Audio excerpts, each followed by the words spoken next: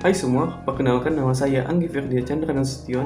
Saya adalah mahasiswa Prodi Pendidikan Musik FBS Unimed Stambuk 2020 dengan NIM 22033420113.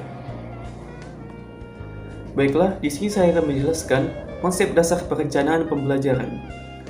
Pengembangan kualitas sumber daya manusia sebagai rangkaian upaya untuk mewujudkan manusia seutuhnya dan masyarakat Indonesia mencakup pengembangan manusia, baik sebagai insan maupun sebagai sumber daya pembangunan. Nah, manusia sebagai insan menjadi perhatian karena dalam peningkatan sumber daya, manusia menjadi dasar dari kehidupan dirinya. Tentunya, keberhasilan membangun manusia sebagai insan seutuhnya akan menentukan keberhasilan membangun manusia pada sisi lainnya, yaitu pelaku dalam membangun diri dan lingkungannya. Dari berbagai bentuk pengembangan kualitas sumber daya manusia, pendidikan dapat dikatakan sebagai katalisator utama pengembangan sumber daya manusia. Berkenaan perbincangan pendidikan dalam konteks keindonesiaan, maka hal tersebut identik dengan pendidikan formal di sekolah yang paradigma, pendekatan, bentuk, pengelolaan, kurikulum, dan manajemennya dari pemerintah. Meskipun telah dilakukan upaya peningkatan pendidikan oleh pemerintah dengan melakukan perubahan paradigma dan kurikulum, namun perubahan tersebut dari masa ke masa masih belum memberikan hasil yang memuaskan. Nah, dalam sebuah kutipan Adang Rukyat tentang Survei Mutu Pendidikan Internasional, Indonesia setia menempati peringkat bawah. Human Development Index atau HDI memposisikan Indonesia di peringkat 102 dari 106 negara yang disurvei. Sementara PERC atau The Political Economic Risk Consultation menempatkan sistem pendidikan Indonesia pada peringkat ke-12 dari 12 negara yang disurvei, yaitu satu peringkat di bawah Vietnam. Dengan melihat data tersebut, maka diperlukan upaya keras untuk meningkatkan kualitas pendidikan di Indonesia. Upaya terkecil yang dapat dilakukan oleh satuan pendidikan adalah dengan membuat perencanaan pendidikan atau pembelajaran. Dengan adanya perencanaan yang strategis, akan mudah dengan mengukur dan mencapai tujuan yang diimpikan. Memahami definisi perencanaan pembelajaran dapat dikaji dari kata-kata yang membangunnya. Menurut Kamus Besar Bahasa Indonesia, bahwa perencanaan adalah proses, cara, perbuatan, merencanakan atau merancangkan, sementara pembelajaran adalah proses, cara, atau perbuatan menjadikan orang atau makhluk hidup belajar. Sementara Herbert Simon mendefinisikan perencanaan adalah sebuah proses pemecahan masalah, yaitu bertujuan adanya solusi dalam suatu pilihan. Bintoro Cokroamijoyo menyebut perencanaan adalah proses persiapan kegiatan secara sistematis yang akan dilakukan untuk mencapai tujuan tertentu.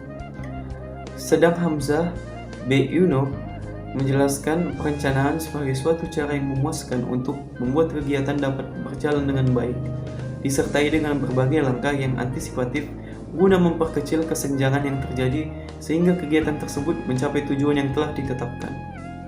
Jadi, perencanaan dapat diartikan sebagai suatu proses pemecahan masalah dengan mempersiapkan secara sistematis yang akan dilakukan untuk mencapai suatu tujuan tertentu.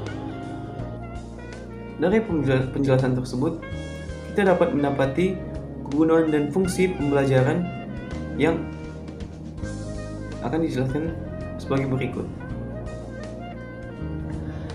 Kegunaan dan fungsi perencanaan pembelajaran antara lain adalah fungsi kreatif, yaitu pembelajaran dengan menggunakan perencanaan yang matang, yang akan dapat memberikan umpan balik yang dapat menggambarkan berbagai kelemahan yang ada sehingga akan dapat meningkatkan dan memperbaiki program.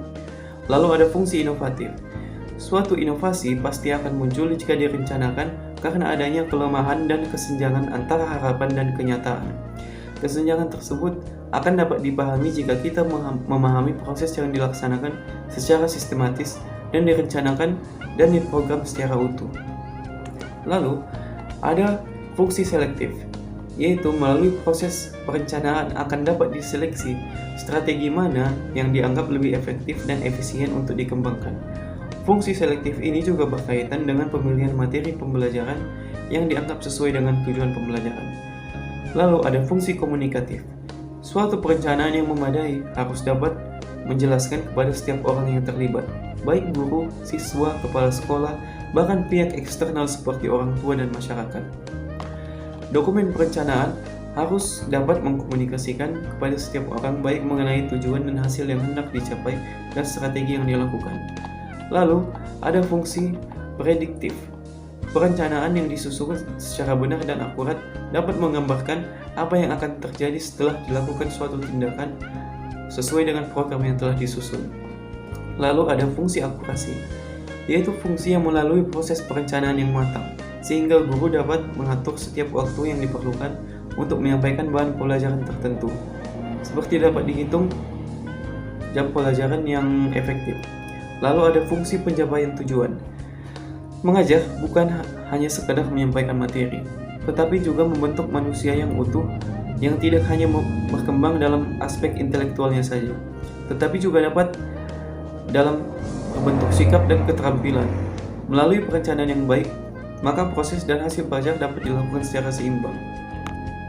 Lalu yang terakhir ada fungsi kontrol dan evaluatif. Mengontrol keberhasilan siswa dalam mencapai tujuan merupakan bagian yang tidak dapat dipisahkan dalam suatu proses pembelajaran. Melalui perencanaan akan dapat ditentukan sejauh mana materi pelajaran yang telah diserap oleh siswa dan dipahami, sehingga akan dapat memberikan balikan kepada guru dalam mengembangkan proses pembelajaran selanjutnya. Baiklah, cukup sekian video ini, semoga dapat bermanfaat bagi saudara sekalian, dan sampai jumpa.